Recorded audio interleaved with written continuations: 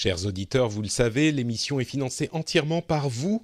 Et oui, il n'y a personne d'autre qui peut permettre à l'émission d'exister, ni des annonceurs, ni des publicitaires. Et je vous remercie donc de penser à soutenir l'émission si elle vous plaît, si elle vous distrait, si elle vous informe. Réfléchissez, peut-être que ça vaut le prix d'un petit café ou d'une petite bière. Aujourd'hui, je remercie tout particulièrement Pierre Lebert, Fricazoïde, Ravéane, Stéphane Vinceau, Thibaut Fruchard, Fabrice Canella et Valgardre. Merci à vous tous et à tous ceux qui choisissent de soutenir l'émission. Bonjour à tous et bienvenue sur le Rendez-vous Tech, l'émission qui explore et qui vous résume de manière compréhensible toute l'actualité tech, internet et gadgets.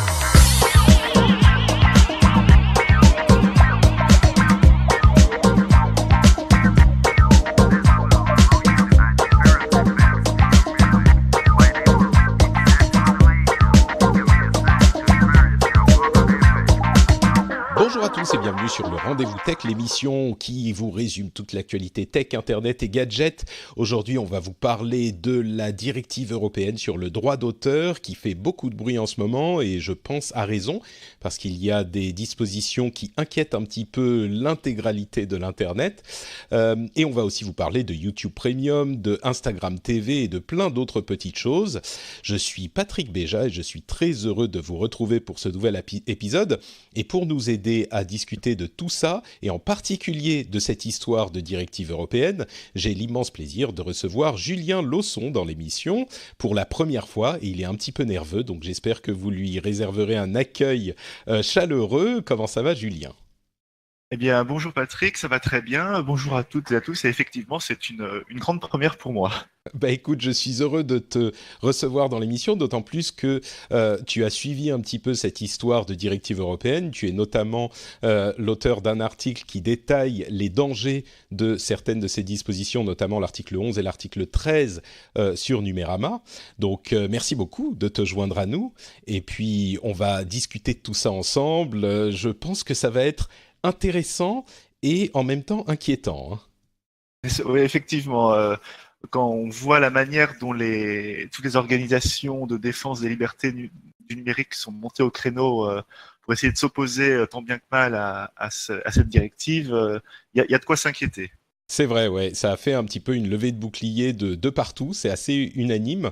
Et c'est marrant parce que moi, quand j'ai lancé l'émission, j'y pense de temps en temps, peut-être que je l'ai même mentionné, mais quand j'ai lancé l'émission il y a presque 10 ans maintenant, oula, 10 ans, c'était vraiment pour parler de l'iPhone et des gadgets cool et des trucs de Google, c'était des trucs sympas.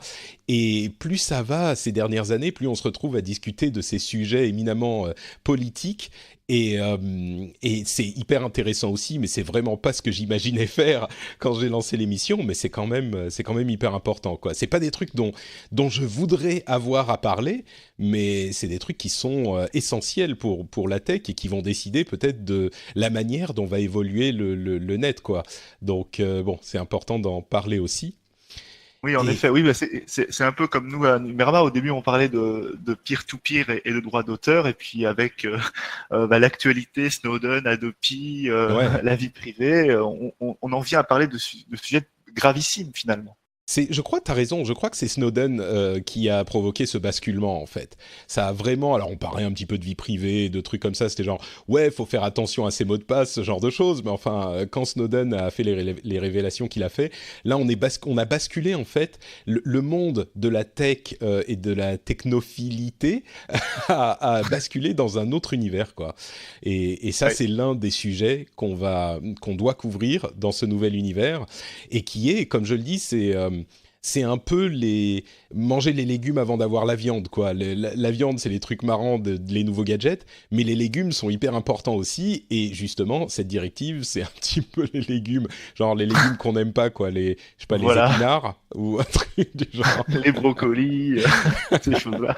Encore que des brocolis bien cuits et avec un petit assaisonnement, ça peut être vraiment délicieux. Donc c'est ce qu'on Voilà. essaye de faire avec cette émission, c'est de vous proposer un bon assaisonnement à ces brocolis. Franchement, des brocolis frais, c'est très très bon. Donc, les brocolis de la tech. Donc, on va parler de cette directive qui est en cours de passage au Parlement européen. Et comme je le disais, comme on le disait, qui inquiète vraiment une grosse partie du net. Et il y a en fait un ensemble de dispositions sur le droit d'auteur, l'idée étant de réformer la gestion du droit d'auteur à l'heure d'Internet. Et il y a 2 articles, qui sont les 2 articles sur lesquels on va se concentrer, qui posent vraiment des questions très graves sur non pas juste la gestion du droit d'auteur, mais le fonctionnement du net. Alors ce sont les articles 11 et les articles 13, enfin les articles 11 et 13, parlons bien français. Le premier a à voir avec le droit de citation et le deuxième avec le filtrage du contenu. Est-ce que tu peux nous expliquer un petit peu quelles sont les intentions de ces articles et puis quelles sont les implémentations qui sont inquiétantes? Commençons avec l'article 11. On l'avait déjà évoqué, on n'avait pas parlé de l'article 13, on avait déjà évoqué l'article 11, mais c'est peut-être pas mal d'avoir un petit refresher pour ce sujet. Alors, en fait, voilà, les deux articles qui sont contenus dans cette directive, en fait, sont apportés par la Commission européenne en considérant qu'il y a un certain nombre d'insuffisances dans les précédents textes en constatant que avec l'émergence de grands acteurs du numérique, typiquement Google, ça bouscule certains modèles économiques, typiquement le modèle économique de la presse, puisque Google a créé un grand portail où on peut accéder aux actualités, mais on se demande si Google ne devrait pas investir davantage, soutenir davantage les médias, puisque Google en profiterait également un peu de son côté en affichant des titres, des extraits d'articles. Ouais, c'est vraiment oui. la suite de cette conversation qu'on a déjà eue il y a peut-être 2 ans, qui est une conversation constante, mais qui est très ciblée. On va parler des conséquences pour le reste du net, mais c'est vraiment ciblé sur la protection de la presse, cet article 11, dans le cadre de Google Actualité. C'est limite, c'est limite un article Google Actualité, quoi. Quasiment. Ça n'emporte pas le nom, mais on sent bien que c'est Google Actualité qui est un petit peu, on va dire, dans tous les esprits. Il y avait eu des actions pour une taxe Google Actualité en France. De mémoire, il y a aussi une action en Allemagne. Il y a eu également des textes Une de loi action en qui ont été Espagne, en Espagne, à tel point qui a que ça a fermé. oui, qui a conduit Google à carrément fermer Google Actualité. Alors, expliquons le texte et puis on va parler de ses conséquences, parce qu'en D'accord. fait, on l'a déjà vu. Mais alors, que dit le texte? Alors, le texte, en fait, l'idée du texte, c'est de créer un droit voisin. Donc, pour l'article 11, pardon, c'est de créer un droit voisin pour les médias. C'est-à-dire que, en principe, si je veux faire un lien, en étant très synthétique et en résumant, si je veux faire un lien vers un site, je sais pas, Le Monde ou Le Figaro, je devrais demander à l'éditeur une autorisation pour le faire. Donc, en principe, ça pourrait pas être gênant. On pourrait imaginer que les éditeurs n'auraient pas de raison de refuser, mais pour des plateformes comme Google Actualité ou même pour des plateformes comme Wikipédia, ça pourrait éventuellement avoir des répercussions financières, puisqu'un éditeur pourrait se demander à avoir un paiement pour un lien qui est produit. Et ce qui est très important à noter dans ce principe, c'est que c'est pas une demande d'autorisation pour une retranscription, une copie de l'article en question. C'est vraiment pour le lien. C'est pour un tout petit extrait de quelques mots, voire même pour l'URL elle-même, puisqu'elle est en théorie la propriété de l'éditeur qui a publié l'article. Donc même l'adresse peut être concernée par cette demande, par cette obligation d'autorisation, de demande d'autorisation. Et tu évoques Wikipédia. Enfin, c'est vraiment le droit de citer finalement qui est remis en question, ce qui serait déjà suffisamment préoccupant dans l'ancien monde en quelque sorte. Mais Internet, je ne sais pas, une énorme partie du net, c'est en fait des liens et donc une sorte de citation.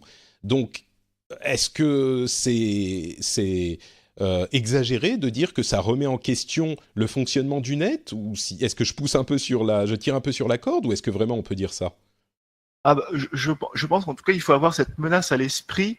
Ça ne veut pas dire que ça va se produire, mais le web étant par essence un agencement de liens, enfin de sites qui sont liés les uns aux autres. C'est vraiment l'essence même, la base, le principe qui permet voilà de faire des liens, d'aller d'une page à l'autre.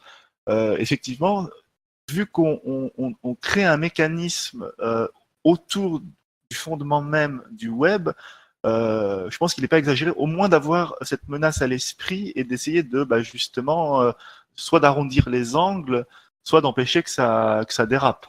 Mais alors, on peut imaginer que les législateurs se disent oui, bon, mais forcément, on va pas aller emmerder n'importe quel petit blog qui va mettre un lien vers notre article, et que donc, encore une fois, on se retrouve dans ce contexte où la cible, c'est vraiment Google Actualité ou n'importe quel site qui fonctionnerait de cette manière. Mais il n'empêche que le principe est établi comme ça. Le principe, c'est pas juste Google doit le faire, c'est pour faire un lien, ils font demander l'autorisation, point barre. Alors peut-être qu'on pourra dire oui, mais c'est seulement pour une société qui a telle limite de chiffre d'affaires, mais à ma connaissance, c'est pas de cette manière qu'est formulé l'article.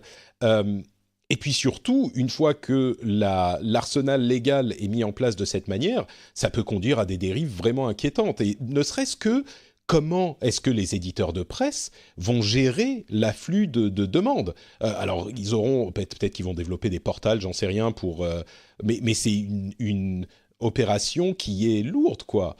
Bah, Et ça devient un petit peu une usine à gaz, puisque ça demande, en voulant aider, j'imagine, c'est presque contre-productif, mais en voulant aider les éditeurs à avoir leurs droits mieux défendus et éventuellement à toucher de l'argent, ça va leur demander un effort important pour pouvoir justement, comme tu dis, gérer l'afflux des demandes, puisque on imagine que des TF1.fr, Le Monde, Le Figaro recevraient des dizaines ou des centaines de demandes d'autorisation pour lier un article.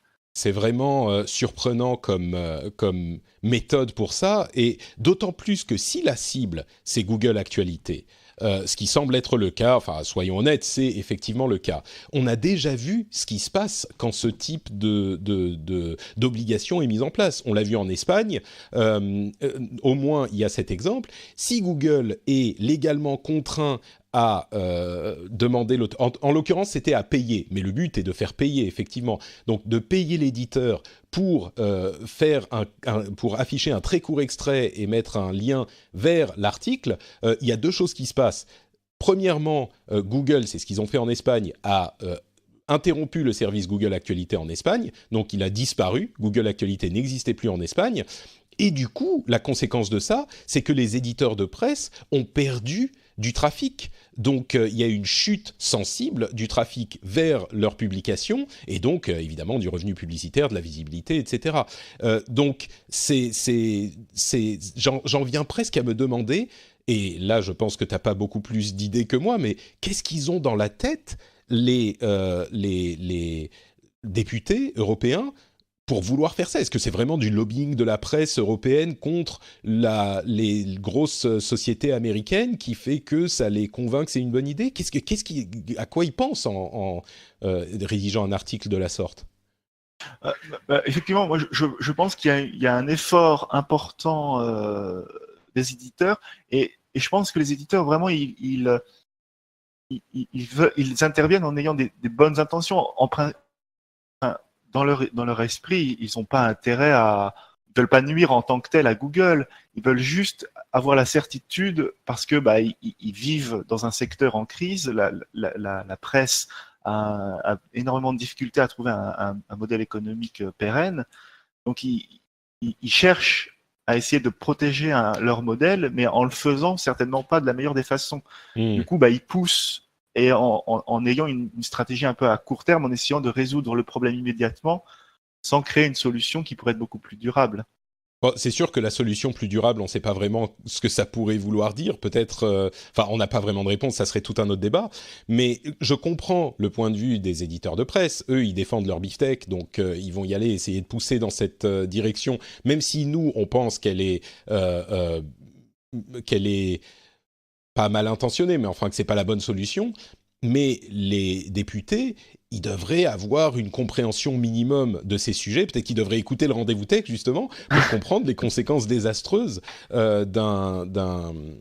d'une mesure de ce type, quoi. Les députés, c'est sur les députés, finalement, que revient la faute. Les éditeurs de presse, je comprends leur démarche. Mais peut-être parce que autant sur des trucs comme le RGPD, on se disait, oui, c'est un peu poussif, mais on se rend bien compte maintenant que c'est sans doute une bonne chose, même si je vous avoue que je commence à en avoir marre des grandes bannières immenses qui me couvrent la moitié de mon contenu et que je dois cliquer en permanence sur les sur les trucs accepter ou ne pas accepter, machin. Mais enfin bon, c'est un autre débat. Et peut-être qu'ils se disent, oui, on a toujours des hippies du net qui viennent nous dire que ça va être la fin du monde, mais finalement, vous voyez bien que c'est pas si mauvais que ça. Peut-être qu'ils sont dans cet état d'esprit, je sais pas, mais là, on a une mobilisation et une réalisation du danger de cet article qui est assez universel, quoi. C'est pas juste des gens qui sont pour, des gens qui sont contre. Je pense que tous les gens qui s'y connaissent, un minimum, comprennent que c'est pas une bonne chose. Oui, on a même, pour montrer l'ampleur de l'inquiétude, donc il y a eu des personnalités comme Tim Berners-Lee, donc qui a créé le système de l'hyperlien. On a Jimmy Wales, le fondateur de Wikipédia. On a même le rapporteur spécial de l'ONU en charge des questions de liberté d'expression qui s'est inquiété des dispositions de cette réforme du copyright. Donc on n'est pas effectivement donc 5 gus dans un garage Ouais. qui s'énervent en disant ma liberté d'internaute et tout ça. Hein. On a quand même des personnalités donc qui connaissent très bien leur sujet respectifs, qui pointent les excès potentiels de cette directive. Alors parlons de l'article 13 justement, qui lui est aussi extrêmement inquiétant. L'article 13, c'est donc une obligation de filtrage de tout le contenu du net. Est-ce que tu peux nous en dire un petit peu plus ? Voilà, l'idée, c'est en fait de basculer un petit peu la responsabilité. Jusqu'à présent, depuis 2000, il y avait une responsabilité donc qui se déclenchait a posteriori pour les hébergeurs. C'est-à-dire que lorsqu'un utilisateur met en ligne un contenu illicite sur l'hébergeur, sa responsabilité n'est pas engagée, à condition qu'il agisse promptement si on lui signale le contenu illicite et qu'il n'intervienne pas pour le mettre en avant, enfin qu'il n'y ait pas une espèce de travail d'éditorialisation. Là, l'idée, c'est de mettre davantage de responsabilités sur les hébergeurs pour qu'ils n'interviennent plus que a posteriori, mais également a priori, c'est-à-dire pendant l'envoi, pendant l'upload d'un fichier, eh bien là, il y aurait des algorithmes et des filtres qui seraient mis en œuvre pour vérifier que ce qu'on envoie, eh bien, c'est autorisé ou c'est rejeté. Donc là, l'intention, c'est de protéger les œuvres audiovisuelles, finalement, les films ou les clips, la musique. Et pour simplifier, en fait, c'est le Content ID de YouTube appliqué à tous les publicateurs, les éditeurs de sites web. Voilà, les grosses plateformes. A priori, voilà, ça ouais. viserait que les grosses plateformes. Alors, le problème, c'est qu'on définit pas vraiment le seuil à partir du moment où on considère que telle plateforme est assez grosse pour qu'elle rentre dans cette obligation, ou à partir de quel moment elle diffuserait un nombre tel d'œuvres qu'elle serait concernée par l'article 13. Là, Ouais. comme c'est une directive, il y a certaines précisions qui seront précisées, j'imagine, dans l'implémentation locale de chaque loi. Mais voilà, l'idée, c'est le Content ID de YouTube généralisé, quoi. Et là où on pourrait se dire ah bah oui c'est super, donc on a des algorithmes qui peuvent reconnaître les œuvres qui sont protégées, parce que la manière dont ça fonctionne sur YouTube, c'est que toutes les vidéos uploadées sont analysées et il y a une sorte de fingerprint ID, d'empreinte numérique qui est créée et qui est ensuite comparé au nouveau contenu analysé. Et si le nouveau contenu correspond à l'une de ces empreintes numériques qui existent déjà, eh bien, le filtrage est mis en place. Et le filtrage, ça peut être n'importe quoi. Sur YouTube, c'est les droits de votre vidéo sont donnés au propriétaire du contenu que vous avez copié. en quelque sorte. Je schématise. Donc, ça existe déjà sur YouTube. Et j'ai presque envie de dire, comme avec l'article 11, la cible spécifique, on ne voit pas vraiment d'autres cibles que YouTube, parce que tous les autres sont déjà gérés, sauf que sur YouTube, ça existe déjà. Et surtout, l'immense problème, c'est que sur YouTube, ça existe déjà, mais ça existe déjà et ça pose des gros soucis parce que la manière dont c'est utilisé fait très peu de cas justement du droit de citation, de la modification d'un contenu qui va être retravaillé et donc qui serait autorisé, de la critique de contenu, etc. Et on a des dizaines, des centaines, des milliers d'exemples de vidéos qui sont bloquées parce que telle ou telle société a dit ah bah ce contenu que vous utilisez, il nous appartient. On a des exemples parfaitement ridicules où le propriétaire d'un contenu, d'un morceau de musique ou ce genre de choses, se voit retirer l'utilisation de son contenu parce qu'une autre société le lui a acheté et l'a utilisé dans un reportage ou quelque chose comme ça sur YouTube et a donc décidé ou a déclaré que le contenu lui appartenait. Donc il y a un manque de nuances dans ces systèmes qui sont déjà préoccupants sur YouTube, mais bon, YouTube est une société privée, ils font ce qu'ils veulent. Là, demander une imposition de ce type de système à toutes les plateformes, entre guillemets, suffisamment grosses, c'est carrément demander à n'importe quelle plateforme de faire la police. Enfin, une conséquence, ça va être qu'ils vont être, entre guillemets, plus prudents et donc ratisser large et provoquer une altération de... Alors, j'ai pas envie de sortir ma pancarte liberté d'expression, mais enfin, on peut se demander si elle va pas être affectée, quoi. Bah, c'est le problème, c'est que lorsqu'on fait basculer la responsabilité des hébergeurs d'un système a posteriori à un système a priori, les hébergeurs, surtout des hébergeurs comme YouTube, qui pourraient recevoir des centaines, des milliers de notifications, et donc des centaines et des milliers de plaintes, j'imagine que même s'ils ont un département juridique suffisamment solide pour faire face à beaucoup de procès, ils vont vouloir certainement resserrer la vis et être certains de n'avoir aucun problème, quitte à sabrer des contenus qui pourraient au final être tout à fait acceptés, pour éviter justement d'avoir des ennuis avec les ayants droit. On disait c'est Content ID pour le web, c'est vraiment ça. Et tous les problèmes qu'on voit et dont on parle depuis longtemps avec le Content ID de YouTube, je vois, mais en plus, je comprends pas, peut-être que je rate un truc, mais de quelle plateforme est-ce qu'on parle? Est-ce que c'est Dailymotion ou Vimeo ou, je sais pas moi, Spotify? J'ai pas l'impression que Spotify ait des problèmes avec de l'upload de contenu. Peut-être que ça arrive à la marge, mais je sais même pas de quelle plateforme on parle. Les plateformes d'upload de GIF, enfin, je sais pas, je vois pas quel problème ça résout. Autant pour Google Actualité, l'article 11, je peux comprendre l'idée. Autant pour l'article 13, je vois pas quel est concrètement, oui, en théorie, dans un univers parallèle, le contenu copyrighté n'est pas protégé, il faut protéger. C'est un petit peu ah mais attention, il faut protéger les enfants des pédophiles, tu vois. C'est genre le copyright, il faut le protéger. Ok, d'accord, mais concrètement, là, quel problème est-ce que ça résout Quelles plateformes seraient concernées et qui ne sont pas déjà entre guillemets protégées comme YouTube? Moi, je verrais donc dans le champ d'application de l'article 13, effectivement, je verrais les plateformes vidéo comme YouTube, Dailymotion, Vimeo, probablement peut-être des plateformes d'hébergement de photographie, peut-être Flickr.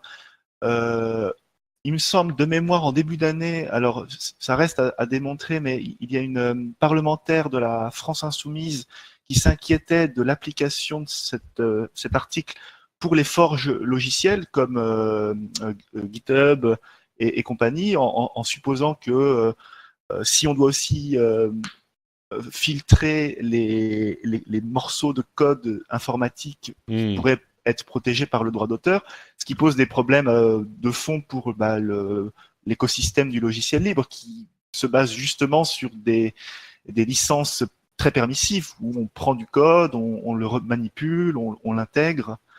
Donc c'est tous les contenus, on va dire, enfin c'est toutes les plateformes qui acceptent du contenu de l'utilisateur. A priori, Spotify et Deezer ne seraient pas concernés à moins qu'ils autorisent des utilisateurs à mettre en ligne leurs propres fichiers musicaux. Bon, il me semble que c'est disons plutôt les... Oui, mais il y a du self-publishing, de l'édition qu'on fait soi-même qui est disponible avec des petites plateformes type, enfin, je pense à CD Baby et il y en a plein d'autres certainement, mais on peut penser aux livres aussi. Je suis sûr qu'il y a des petits endroits où on va, enfin, tu parlais de photos, effectivement, peut-être qu'il y a des sites où ce genre de choses sont préoccupantes pour certaines professions, mais je sais pas, moi j'ai l'impression que c'est quand même prendre un immense, comment dire, peut-être un marteau ou un marteau pilon pour essayer d'enlever quelques échardes, et c'est pas comme ça qu'on enlève les échardes, c'est pas au marteau, il faut une petite pince précise, quoi, mais bref, clairement, ces deux articles posent énormément de problèmes. Où on en est là du vote sur ces articles? Est-ce que c'est passé? Est-ce que c'est en étude? Est-ce qu'on peut appeler nos députés? Est-ce qu'il y a quelque chose qu'on peut faire pour essayer de leur faire aménager au moins les dispositions? Ou est-ce que c'est trop tard? C'est sur l'autoroute là? Alors, pour l'instant, rien n'est encore joué. Il y a eu le 20 juin, il y a eu un vote commission spécialisée donc au Parlement européen, c'est la commission des affaires juridiques. Donc ils étaient 25 à prendre part au vote. Donc la directive a été votée dans cette commission. Maintenant, il y a plusieurs autres étapes qui vont s'ouvrir. La prochaine étape, ça sera début juillet, où en gros, c'est la session plénière du Parlement européen. Donc là, c'est les 730 ou 750 parlementaires qui vont voter en gros sur ce qu'a voté la commission spécialisée. Donc ils vont accepter ou refuser ce qui a été fait précédemment.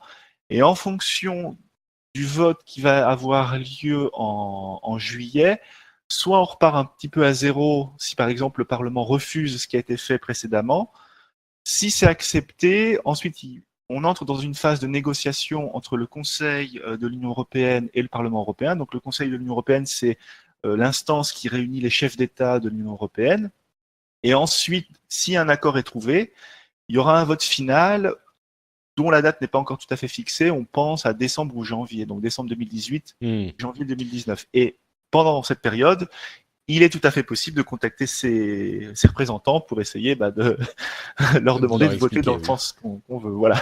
Alors, il y a un site justement qui s'appelle saveyourinternet.eu, qui est un site édité par l'EFF, je crois. Je suis pas complètement sûr, mais je sais plus qui édite ce site, mais en tout cas, c'est un site qui facilite énormément le contact du député européen, justement, du représentant européen. On peut tweeter, appeler par téléphone, ça vous met en contact directement avec eux. Vous avez rien à faire, enfin juste à cliquer sur 2-3 trucs pour trouver votre député, et ça initie directement l'appel par votre téléphone. C'est vraiment hyper facile. Vous pouvez faire un email aussi. C'est donc saveyourinternet.eu. Si tous ces sujets vous inquiètent et que vous êtes un petit peu actif, je vous encourage à aller sur le site et à regarder un petit peu comment ça marche. Ça simplifie au maximum. Je crois que si on se dit ouais, il faut être un petit peu actif et que on ne le fait pas avec ce site-là, vraiment on le fera jamais, quoi. Donc saveyourinternet.eu.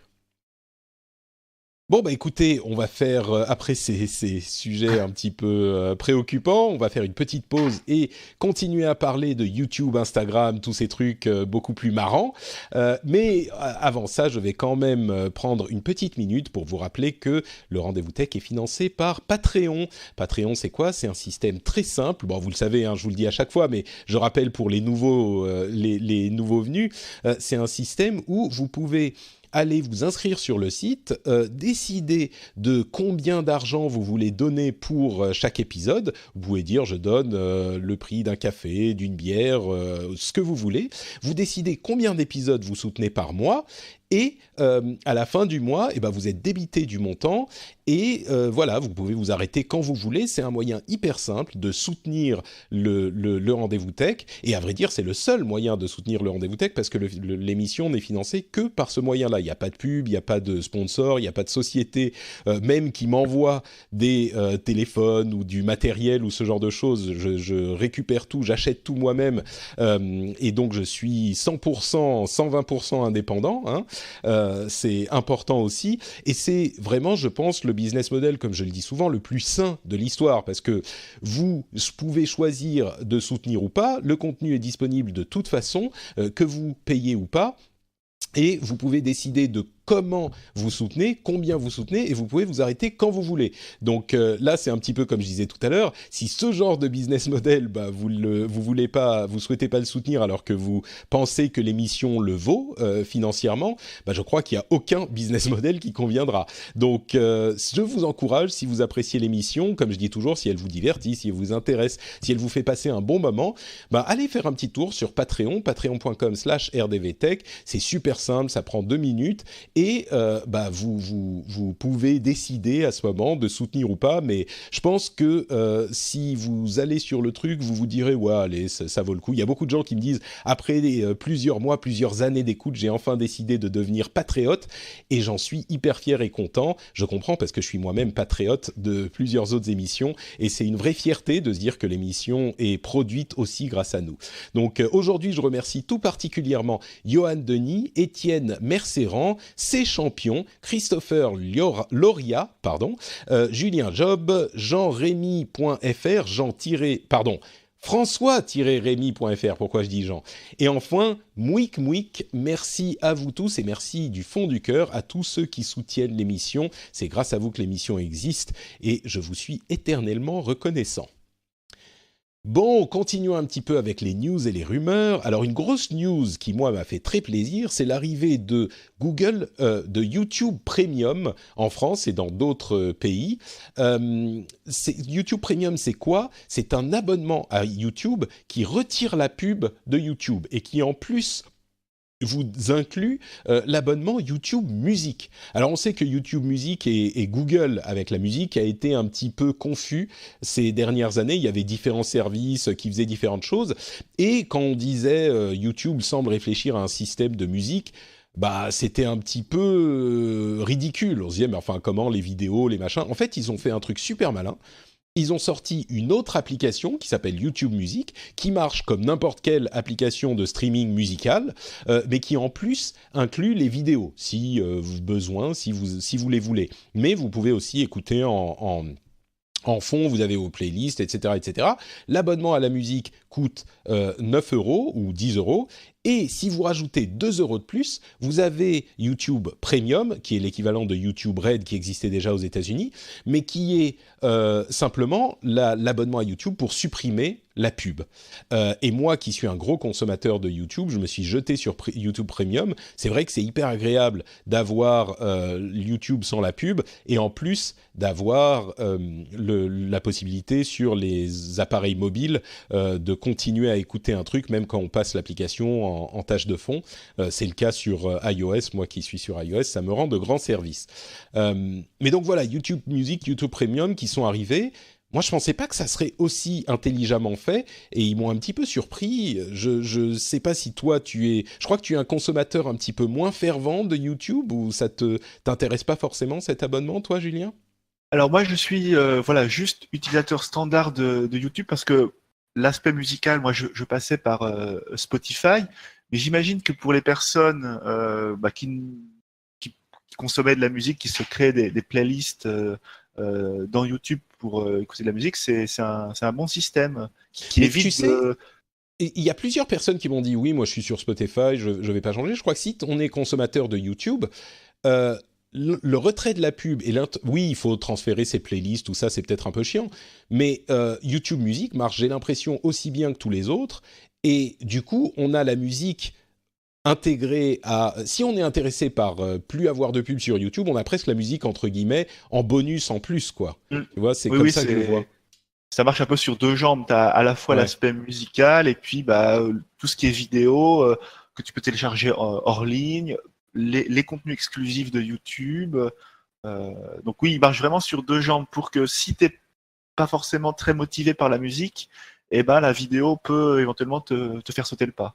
C'est ça, moi je crois que je vais supprimer mon abonnement, enfin je vais le faire Apple Music parce que bah, j'ai YouTube et comme tu le disais, il y a du contenu vidéo. Alors aujourd'hui, il n'y a pas grand-chose en exclusif, mais ça commence à arriver. Et visiblement, la série Cobra Kai, la suite de Karate Kid 30 ans après, la série est pas mal du tout, donc Ah oui, je vais regarder effectivement. ça. Et il commence à avoir du petit contenu comme ça. Ça pourrait monter en puissance à l'avenir, mais bref, moi je suis vraiment séduit par ce service. Et je pensais pas du tout, quoi. Moi, quand on parlait de ces trucs-là, oui, je voulais ne plus avoir de pub sur YouTube, mais ce bundle, en fait, est pas mal du tout, je trouve. Et toujours dans le domaine de la vidéo, il y a Facebook qui est en train d'étendre son offre Watch, donc YouTube vidéo, en fait, à plein de créateurs. Ils incluent plein de types de contenus différents. Donc Facebook s'y attaque aussi, mais surtout, le gros truc qui est arrivé cette semaine, c'est l'arrivée de Instagram TV. Instagram TV, c'est quoi? C'est une nouvelle app Instagram qui est consacrée à du contenu long format, donc entre 30 secondes, enfin le temps minimum et 1 heure, c'est 1 heure maximum, et c'est sur le réseau Instagram, donc vous avez les mêmes followers, les mêmes personnes que vous suivez, et vous avez accès à leurs vidéos long format sur votre téléphone. Alors c'est vraiment focalisé sur le téléphone. La vidéo est verticale, ce qui fait un petit peu de mal aux yeux de certains internautes, mais qui, je crois, ne dérange pas du tout les plus jeunes d'entre nous qui sont accros à Instagram et qui commencent à avoir l'habitude de ce type de format. Et on pense à Snapchat, bien sûr, mais Instagram, avec son milliard d'utilisateurs mensuels, rendez-vous compte, en 6 mois, un petit peu plus de 6 mois, ils ont pris 200 millions d'utilisateurs mensuels. Certains disent, et je crois que je suis assez d'accord, c'est la première fois qu'il y a un service vidéo qui pourrait venir commencer à chatouiller YouTube, quoi. Je sais pas si tu es d'accord avec moi, Julien, mais Instagram, ils ont une telle force de frappe que ça pourrait potentiellement avoir un certain succès avec ce format qui est très différent, qui s'adresse à d'autres personnes, à un autre type de contenu, quoi. Bah, je pense effectivement que ça pourrait poser des problèmes à YouTube, ce qui arrangerait évidemment Facebook qui mise beaucoup, puisque Instagram est une filiale de Facebook, Bien et sûr. que Facebook mise beaucoup sur la vidéo, que ce soit sur son réseau propre, mais également sur Instagram. Donc s'ils arrivent à faire basculer un certain nombre de téléspectateurs d'une plateforme à l'autre, surtout qu'Instagram c'est une plateforme plutôt fréquentée par des jeunes gens, donc on C'est peut ça, oui. imaginer que ils travaillent pour la génération qui vient finalement. Mais je crois que c'est exactement ça, en fait. Instagram, on le disait, Instagram, tu as raison de le prononcer comme il faut. Instagram a une énorme force de frappe et les gens qui utilisent Instagram sont à cheval, en fait. Enfin, on doit pas se mentir. Instagram a complètement volé le principe et la dynamique de Snapchat, qui était vraiment l'app favorite des jeunes Mm. il y a 2 ans encore. Là, on a l'impression qu'ils sont en train de passer sur Instagram et du coup convertir cette population à du contenu vidéo long format, et cette population qui est essentiellement sur son téléphone parce qu'ils sont pas ni sur la télé ni sur l'ordinateur du Du bureau, salon. ouais, du salon ou ce que c'est essentiellement le téléphone qui est leur méthode de consommation de contenu.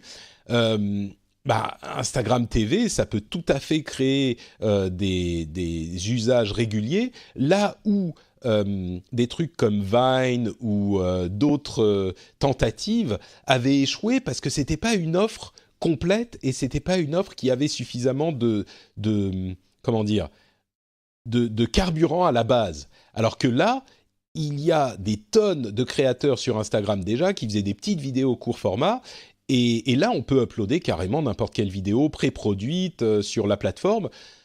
Moi, je pense qu'il y a un vrai potentiel. On n'y est pas encore, mais c'est la première fois où je me dis, ah, là, ça pourrait donner quelque chose, quoi. Voilà, la seule interrogation que j'aurais, c'est est-ce que les gens vont bien tolérer le format vertical sur des périodes de temps un peu longues, sur 30 secondes, une minute. Certainement, c'est certainement regardable sans problème. Mais est-ce que sur des durées qui durent un quart d'heure, une demi-heure, une heure, est-ce qu'au bout d'un moment, ce format un peu resserré n'est pas, surtout si on imagine quelque chose de très créatif ou avec de la mise en scène et pas simplement face caméra avec une tête qui apparaît en gros plan, est-ce que ça va être, est-ce que ça va bien rendre? Bah, tu sais quoi? J'ai vu plusieurs personnes j'ai publié une vidéo justement sur Instagram TV. Il y a plusieurs personnes qui ont fait la remarque, ah là là, le vertical, c'est le mal, machin.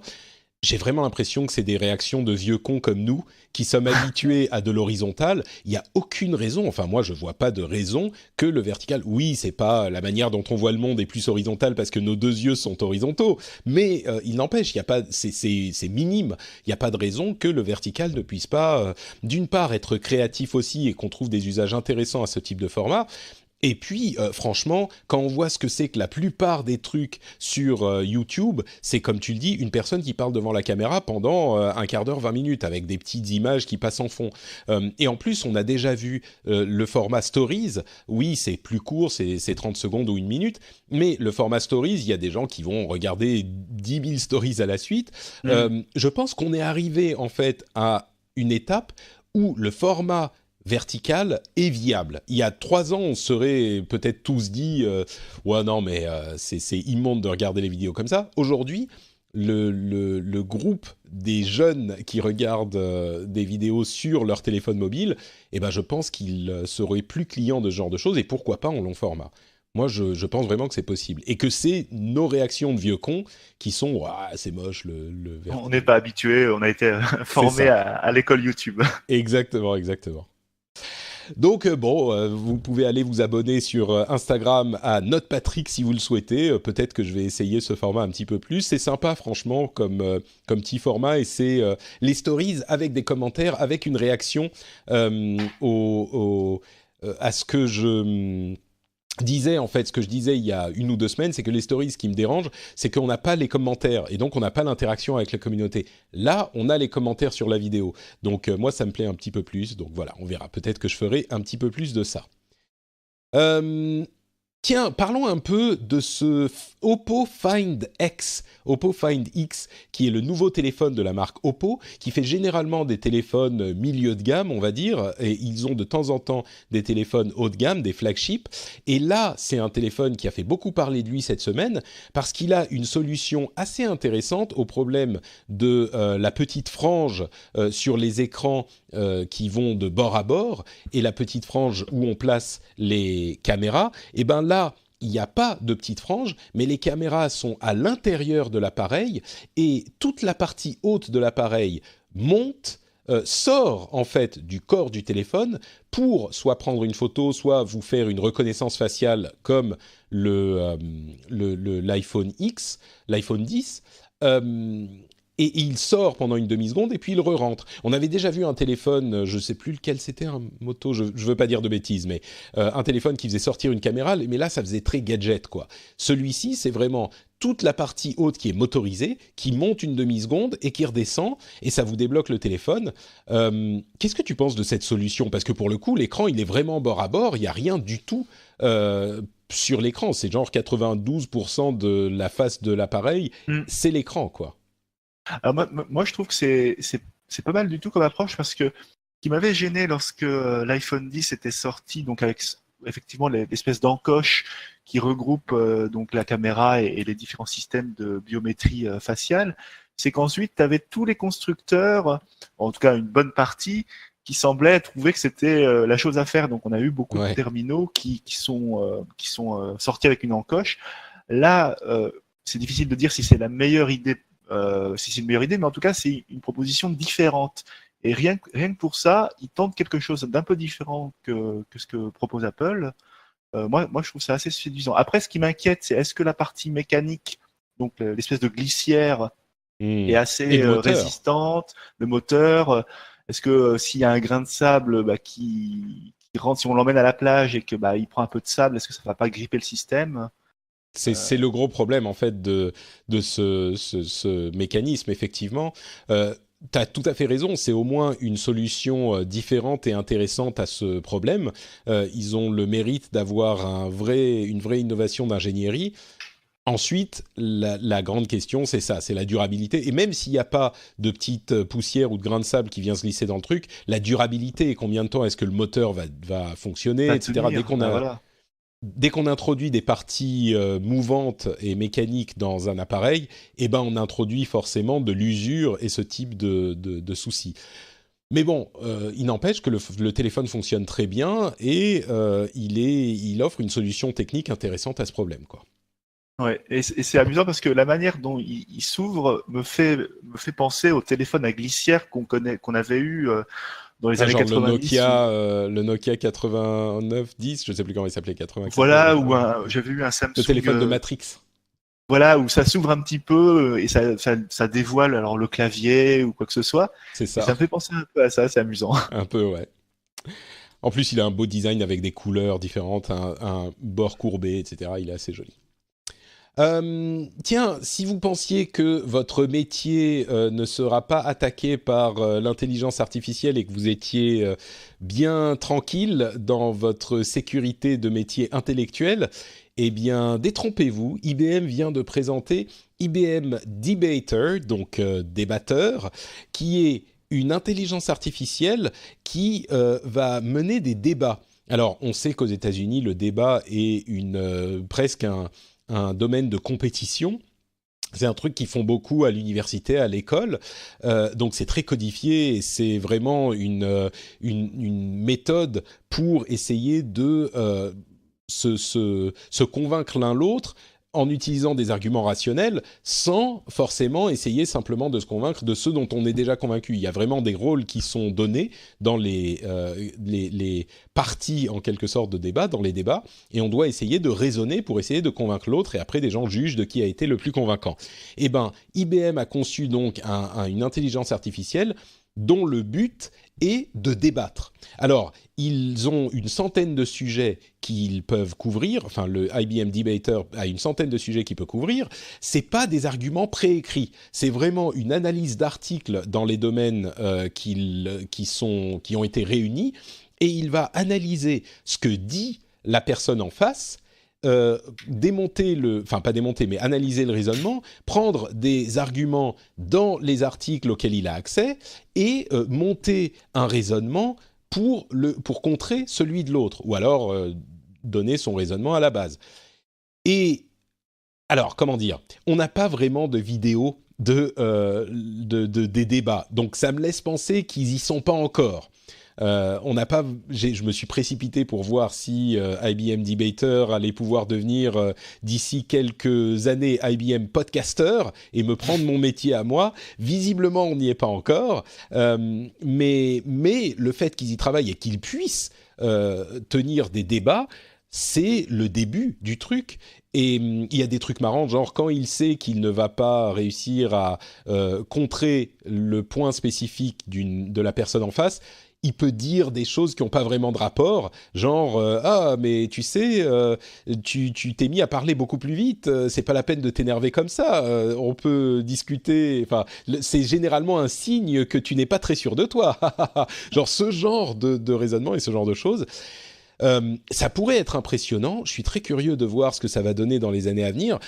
Moi, ce que ça me rappelle, c'est que au tout début, quand IBM c'était Deep Blue, quand il a commencé à jouer aux échecs, on était à la réaction qu'ont peut-être certaines personnes qui vont entendre cette news et se dire non mais c'est bon, jamais ça y arrivera. Et ben quelques années plus tard, Deep Blue battait Kasparov. Donc je sais pas, c'est enthousiasmant et j'ai pas envie de dire inquiétant parce que moi je suis sûr que ça donnera des choses intéressantes, mais c'est surprenant en tout cas qu'on commence à arriver à ce type d'horizon pour l'intelligence artificielle. Qu'est-ce que t'en penses, toi, Julien? Tu penses que ça arrivera, que ton métier de journaliste est en danger ou pas Ah encore? bah, je crois qu'il y a déjà des intelligences artificielles qui sont capables d'écrire des petites brèves de résumés de matchs ou Tout à d'actualités fait, oui, boursières. t'as raison. Là-dessus, on est déjà concurrencé par des machines.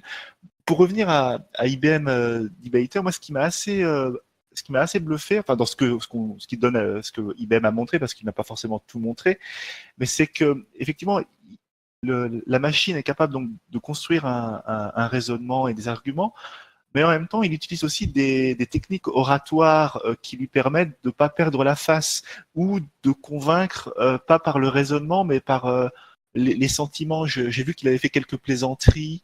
Il arrive à adapter son discours s'il doit s'adresser à des enfants ou quoi que ce soit. Donc, il y a vraiment une capacité non seulement de chercher la bonne information et l'utiliser face à son contradicteur, mais en même temps des techniques pour toucher le public et arriver entre guillemets un peu à le mettre de Dans son sa côté. poche, ouais.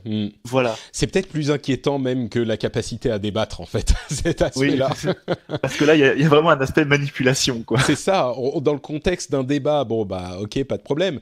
Mais dans des contextes connexes où on pourrait imaginer ce type d'intelligence artificielle qui va essayer de te convaincre d'un argument politique, ou peut-être être un outil d'assistance pour des sujets un peu plus graves, ça peut être effectivement. On Je sais pourrait pas si c'est t'orienter à inquiétant. penser de Ouais. telle ou telle façon, Ouais, sans ouais. que toi-même tu aies les arguments, puisque lui, il a accès à une immense base de données et que nous, on n'est pas forcément spécialistes de tous les sujets. Bon, c'est bon, t'as réussi à m'inquiéter en fait. Je rejoins le camp des gens qui sont inquiets.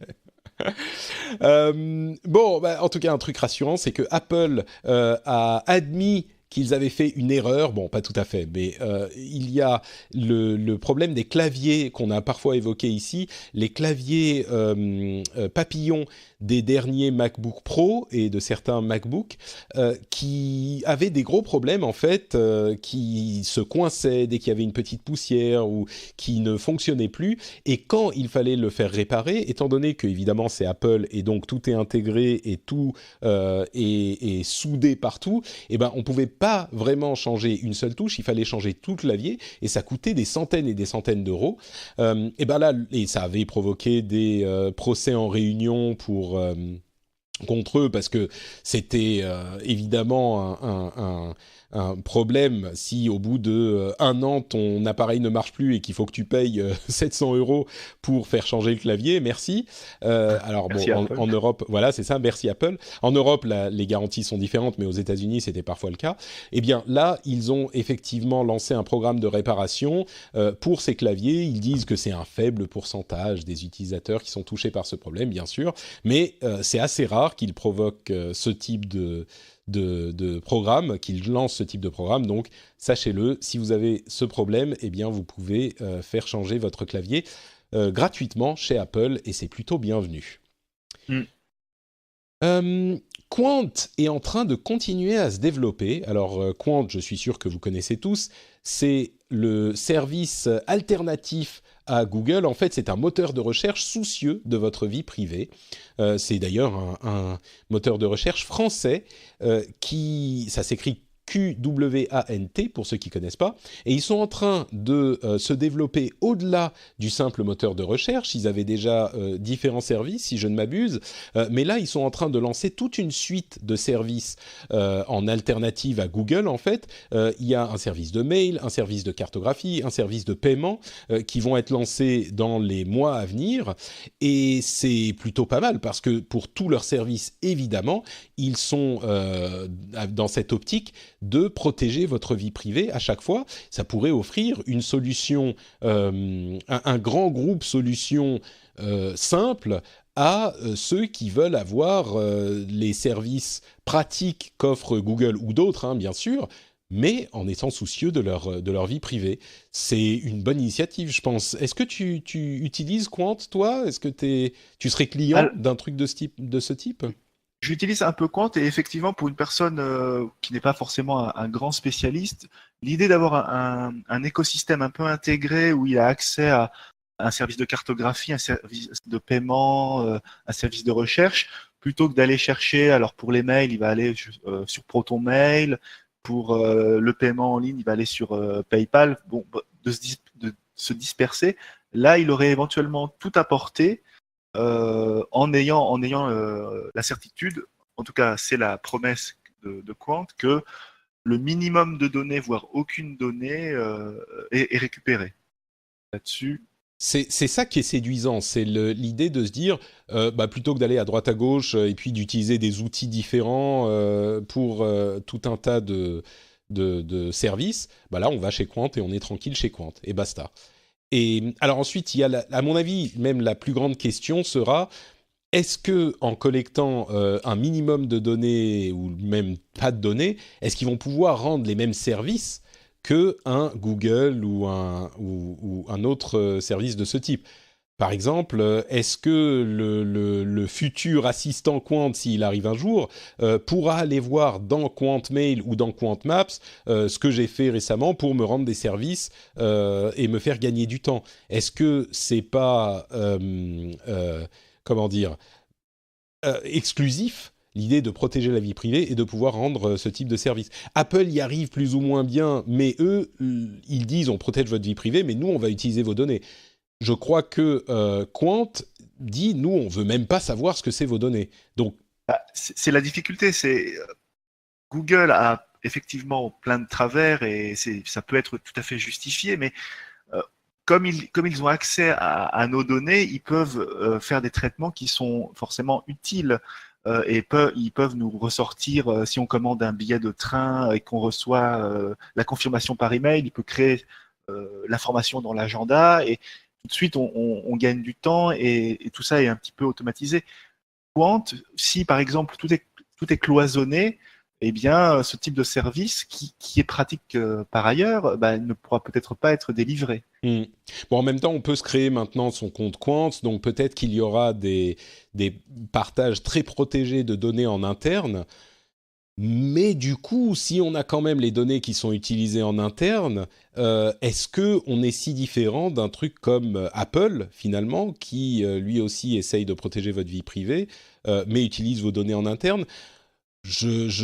Tout ça est fluide, hein, mais ça serait intéressant de voir exactement quelles sont les différences. Peut-être qu'on demandera à un spécialiste de venir nous en parler un jour, ça pourrait être intéressant. Mais bon, en tout cas, ce qui est sûr, c'est que Quant est une plateforme beaucoup plus ouverte que celle d'Apple, et même s'il y a des trucs comme ProtonMail ou d'autres, ou des outils qui vont vous permettre d'installer du PGP dans vos outils de mail, etc., une solution tout intégrée a certainement son rôle à jouer sur le web aujourd'hui, quoi. Donc, très positif de la part de Quant, je trouve. Quoi d'autre tiens, tu connais ces histoires de trottinettes, de Uber non, c'est pas du Uber, du Vélib de la trottinette? T'as Oui, entendu parler de cette mode californienne? c'est en train d'être déployé à Paris, il me semble. Hein. Il y a Exactement. un ou deux services qui sont actifs. Donc, il me semble, de ce que j'ai compris, donc via une application de smartphone, on peut récupérer une trottinette en libre service dans Paris et bien faire son déplacement en Exactement. roulant. Et c'est des trottinettes. Alors l'application en question, c'est Lime, Lime. C'est la couleur du citron vert en fait. Et c'est des trottinettes électriques. Si je ne m'abuse, je dis pas de bêtises, hein, c'est bien des trottinettes Oui, électriques. je crois que c'est ça. Ouais. Et du coup, c'est des trottinettes électriques qu'on peut prendre en les trouvant avec l'app. Et puis, on peut la laisser n'importe où. On n'a pas besoin de trouver une borne, en fait, pour la déposer. C'est un petit peu... On peut se lever un sourcil parce que c'est quand même un truc qui n'a pas très bien fonctionné avec Vélib et il y avait des problèmes de vandalisme, etc. Et du coup, Et je crois que c'est en avec train les trottinettes... avec Lime. Il me semble qu'il y a déjà des problèmes où, comme c'est géolocalisé, en regardant sur la carte, des utilisateurs se sont demandé si les trottinettes n'étaient pas directement chez des gens. Ah Donc, oui, les gens les prenaient et les mettaient les garder chez eux. chez eux, Hein. quoi, oui. Oh là Exactement. là. Et plus inquiétant, alors ça reste à vérifier, mais sur Twitter, je crois qu'il y a un utilisateur qui s'est inquiété d'avoir vu sur une carte géolocalisée, donc un regroupement de trottinettes, donc il pensait certainement pouvoir en trouver une, et apparemment, ce serait une sorte de guet-apens pour racketter des gens, pour leur prendre leur téléphone. Donc il y a 3-4 trottinettes, un petit peu excentrées par rapport au trajet habituel. Donc les gens vont vers ce regroupement de trottinettes pour en prendre une et puis tomberaient sur des personnes qui prendraient leur téléphone portable, leur portefeuille. Oh là là là là. Donc ça, c'est un problème à vérifier. Donc c'est un compte authentique sur Twitter qui en a parlé. Ouais, je comprends, mais oh là là, mais c'est... Voilà, là, on a deux problématiques. Alors les trottinettes chez les gens, c'est pas grave en soi pour les personnes, mais si tu tombes sur des guet-apens, Bien là, sûr, oui. Ah, mais à chaque fois que j'essaye de reprendre foi en l'humanité, mes rêves sont détruits. C'est dramatique. À la limite, j'avais même pas pensé ni aux gens qui les prendraient chez eux. Moi, je pensais juste des gens qui les casseraient ou tu vois, juste du vandalisme tout court. Mais bon, très bien. Bah écoute, l'imagination humaine est spectaculaire. sans limite, exactement. Bon, il y a quand même une bonne chose. Là, tu vas avoir du mal à me dire que il peut y avoir des effets pervers. C'est la formalisation du WPA3, qui est une norme de sécurité pour le Wi-Fi, donc elle a été formalisée là, enfin, elle est en train d'être formalisée maintenant, et donc elle sera implémentée bientôt dans tous les routeurs et tous les appareils que vous utilisez, et c'est un moyen d'utiliser la sécurité, enfin de sécuriser vos connexions Wi-Fi, qui est beaucoup plus fort que le WPA2 qu'on utilise depuis presque 15 ans maintenant. Alors ça va mettre un moment à arriver, mais il y a plein de choses super malines pour la sécurité. Il y a des choses comme par exemple le fait que le contenu, enfin je ne sais pas exactement comment ça marche, mais le chiffrement évolue au cours du temps de telle manière que si quelqu'un réussit à craquer le chiffrement pour votre session de maintenant, s'il a emmagasiné plein de données depuis des semaines ou des mois, il ne pourra pas craquer les données d'avant. Il y aura des chiffrements qui auront évolué. Enfin, il y a plein de choses comme ça. Donc le WPA3 arrive bientôt, ou disons commence à arriver. Espérons que les routeurs existants seront mis à jour pour profiter de ces évolutions. Mais en tout cas, d'ici quelques années, ça va commencer à être implémenté. Donc ça, c'est plutôt une bonne chose. Et ce qui est bien, c'est que les technologies WPA3 seront rétrocompatibles, ce qui veut dire que si tu achètes un matériel certifié WPA3 et que tu n'as rien d'autre en WPA3 chez toi, il sera capable de fonctionner avec le reste du matériel et il s'adaptera en WPA2 et tu pourras toujours te connecter sans problème. C'est ça. Là-dessus, c'est pas gênant. Bon, et si on parle de petits gadgets, on va conclure avec deux petites news rapides.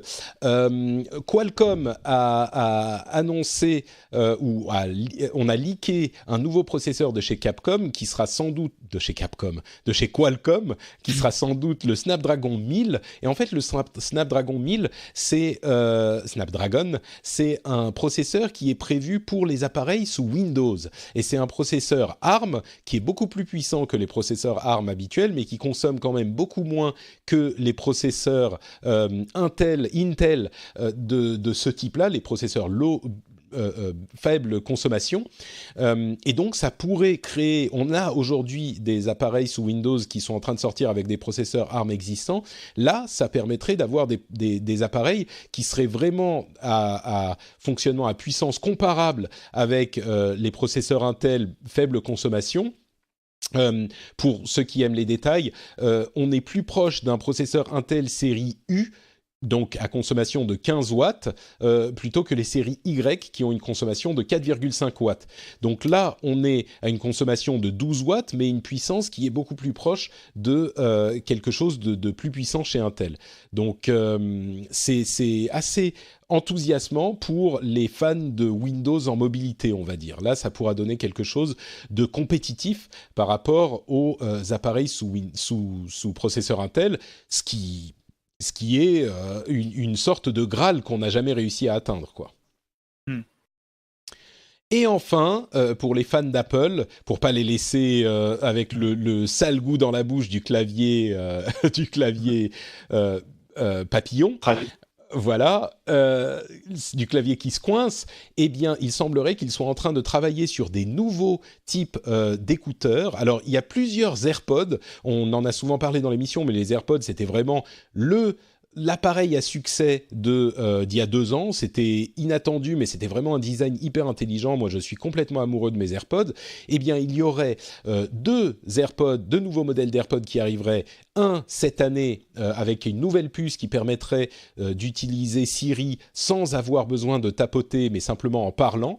Ce qui est super pratique, en fait, c'est que c'est un petit truc, un assistant qui est dans votre oreille. C'est un petit peu comme le film Her, c'est-à-dire qu'on n'a même pas besoin de faire une action physique, on peut juste parler et l'assistant va nous répondre dans notre oreille. C'est un petit peu Google Home ou Alexa dans la vie, partout avec vous. Donc ça arriverait cette année. Et puis il y aurait un autre appareil AirPod qui serait là beaucoup plus évolué, qui aurait un noise cancellation, comment on dit ça déjà, un réducteur de bruit, j'imagine. Réducteur de bruit, voilà. Qui aurait de la résistance à l'eau, qui aurait vraiment une meilleure qualité, qui coûterait pour le coup sans doute plus cher. Ce serait peut-être un AirPod Pro ou un truc du genre. Et enfin, il y a des écouteurs, carrément des gros écouteurs qualité studio en over the ear, donc des gros écouteurs qu'on met sur les oreilles, classiques, qui arriveraient chez Apple. Tout ça est peut-être un petit peu moins intéressant. Pour moi, le plus intéressant, c'est ce nouveau modèle d'AirPod qui vous met l'assistant dans les oreilles sans avoir besoin de tapoter. Alors, je disais la semaine dernière que les Google Home et les assistants, les enceintes intelligentes étaient pas hyper convaincantes pour moi. Ça serait un petit peu hypocrite de dire que je vais beaucoup utiliser Siri, surtout que je trouve que Siri est moins performant, même s'il est moins performant que ce que je pensais par rapport aux concurrents. Mais peut-être que, en fait, comme l'occasion fait le larron, l'usage fait l'assistant, et quand on l'a dans les oreilles parce qu'on est en train d'utiliser ses AirPods de toute façon, peut-être qu'on serait plus prompt à les utiliser pour des petites requêtes, quoi. Donc moi je suis curieux de voir ce que ça va donner, et je pense que ça pourrait être intéressant, ne serait-ce que pour réaliser le fantasme du film Her, quoi. Et donc ça, ce serait pour 2019 a priori. Alors, ces modèles, ce petit refresh, ça serait cette année, 2018, et le gros refresh, ça serait pour l'année prochaine, avec réduction de bruit, etc. Ah oui, l'étanchéité, etc., d'accord. Une version un peu pro, quoi, une version qui fonctionnerait mieux. Ok. À voir, ça ne sont que des rumeurs. Et c'est sur cette rumeur, allez, enthousiasmante, sur laquelle on ne va pas pouvoir essayer de mettre une coloration négative, n'est-ce pas? Même si tu vas essayer, oui. Julien, tu vas pas réussir. J'ai tenté. Qu'on va conclure cet épisode. Un grand merci à toi d'avoir été présent et de nous avoir expliqué un petit peu tous ces détails sur la directive sur le droit d'auteur. Si on en veut un petit peu plus, si on veut plus de Julien dans notre vie, est-ce que tu peux nous dire où on peut te retrouver ? Alors, vous pouvez me retrouver donc sur le site Numérama, donc numérama.com, où tous les jours, j'essaye d'expliquer l'actualité sous un angle juridique et politique de la tech et du numérique, en fait. Super, bah oui, Numérama, voilà. On les connaît bien, hein, on les aime bien, et donc on vous encourage à aller lire cette excellente publication et retrouver notamment les articles de Julien. Et d'ailleurs, si vous appréciez Numérama et les podcasts, vous serez peut-être intéressé par le 2e volume du podcast de Numérama qui s'appelle Club Internet, dans lequel, en fait, ils ont un volume thématique. C'est le Wonder Women Edition. C'est une série de 10 podcasts qui vont être dédiés aux femmes et Internet. Donc, ils vont avoir des 10 épisodes où ils vont parler avec des femmes et leur lien avec Internet, comme ils le disent. Je vous laisserai aller écouter ça. Moi, je vais aller m'abonner. Ça s'appelle Club Internet et ça commence en fait, je ne sais plus quand exactement, mais très bientôt, la 2e série avec notamment c'est Marie Turcan et Nelly Lesage. Voilà, Nelly Lesage, qui vont animer cette 2e saison de Club Internet. Pour ma part, vous le savez, c'est NotePatrick sur Twitter, Facebook et Instagram. D'ailleurs, si vous avez suivi ma vidéo Instagram, vous savez ce que c'est, enfin Instagram TV, vous savez ce que c'est que ce petit truc. Vous l'avez peut-être entendu pendant l'émission, si j'ai pas réussi à bien virer tous les sons. C'est mon petit fidget cube, vous verrez ça sur la vidéo. Ah, qu'est-ce que j'aime ce petit truc.